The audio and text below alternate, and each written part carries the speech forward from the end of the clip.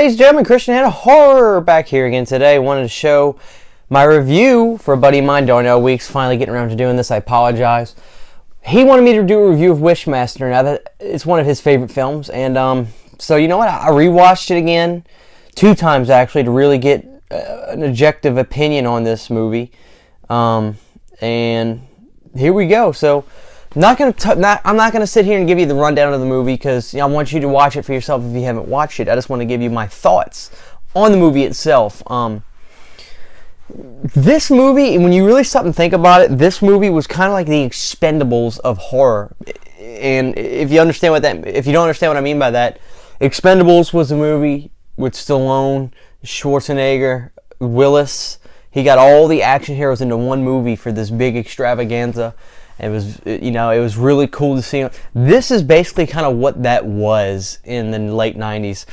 Let me get you to understand what I mean by that. You had Wes Craven producing this movie.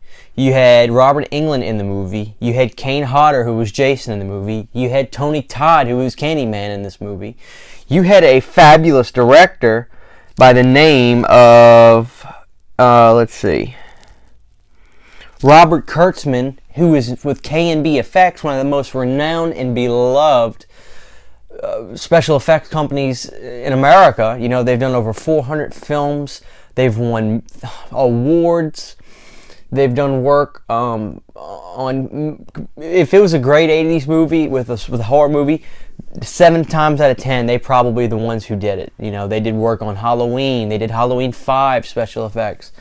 They did all kinds of work, and they worked with George Romero. I mean, it just non-stop. So this movie was helmed by a special effects makeup person, which is really cool. You want to know my only thing about this movie that I wish was different was I just wish that in 97, I was, 5 years old? I don't remember this movie coming to theaters. I don't remember hearing about this movie when I was little. I wish they could have probably made... And from what I understand, it was a fairly small, humble release of a movie. It wasn't expecting to blow the world away. I wish they would have given it a little bit more, budget for first of all, a little bit more budget, a little bit more time maybe to finish this movie. Not that it feels rushed, but I'm assuming that it was, a somewhat of a let's get up and go kind of style to the filmmaking of this.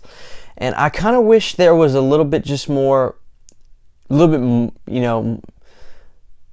a grander scale for this movie. No, that's not to say that this movie's bad. Oh, this movie's awesome. The Wishmaster makeup that Andrew has is so freaking scary. The way he's got these long, almost tusk-like horns that wrap down his head.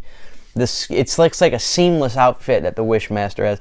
The Wishmaster's a great character. The Djinn.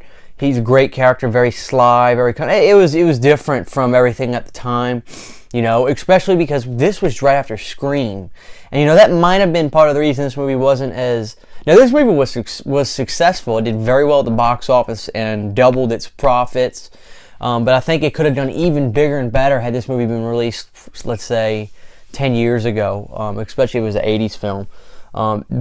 When monsters and horror movie monsters were still a big thing. Scream had just come out, and it turned everything into an American Pie fiasco.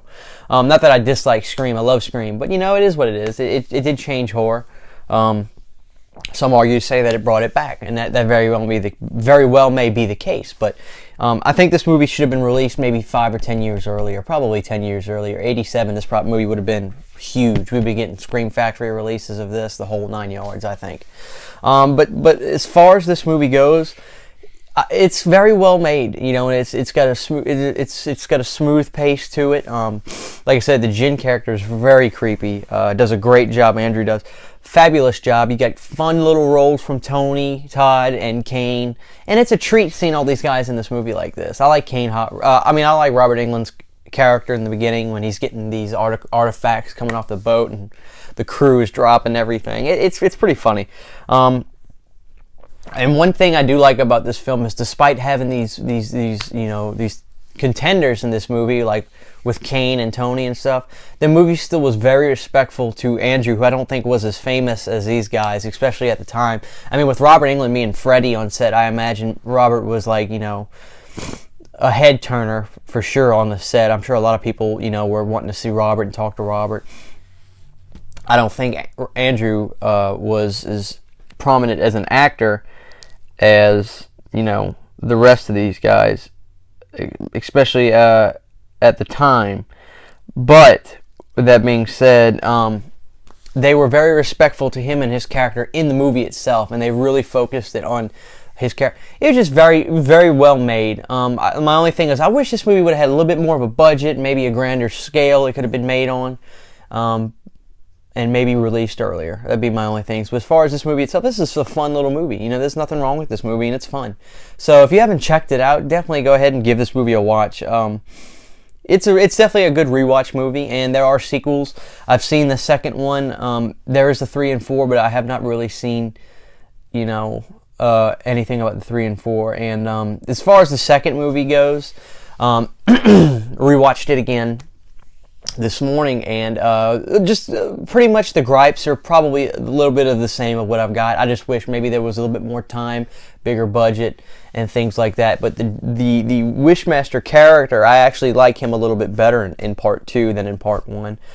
He just looks so freaking evil. The Wishmaster, the makeup is really scary on him. I mean, it's almost got like this Jeepers Creepers kind of style to it, but very sleek and very smooth, and his character has the scariest eyes, you know, the Wishmaster. But these are great little movies. I can't recommend 3 and 4 too, because I've never seen them.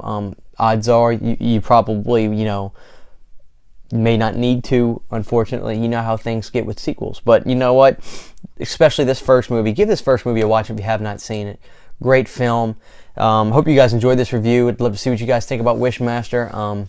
Try to review some more movies soon. I usually just I don't do a whole lot of reviews because I always feel like I just ramble on, and I'll end up making no sense about anything, which is very well may have what happened in this video. But Darnell, this is for you, buddy. Hope you appreciate it. Wishmaster, great film. I actually did enjoy rewatching these movies. It's been a while. I did a video on this Laserdisc. I'm using this as a picture for y'all to see. I did a review on this Laserdisc maybe 3 or 5, actually maybe a little more, maybe 5 months ago or so, and I watched it then. So it's been 5 months since I've seen it, and just as good as the last time. It's got good rewatch value. So that's it, guys. Just want to say, hope you guys have a great day. Hope you guys enjoyed this video. Tell me what you think about Wishmaster. If you've seen it, let me know what you think in the comment sections. If you haven't, check it out. Let me know. But you guys be good. It's Friday for me, so we're going to have a good weekend. Might do a vlog tomorrow, and I might go live. We'll talk about that in the comment section below. If you guys want to do a live video tomorrow, we may do that, because last one was so fun. You guys kicked ass. Anyway, okay, y'all be good. Can't wait to hear from you guys down below in the comment section, and have a great day.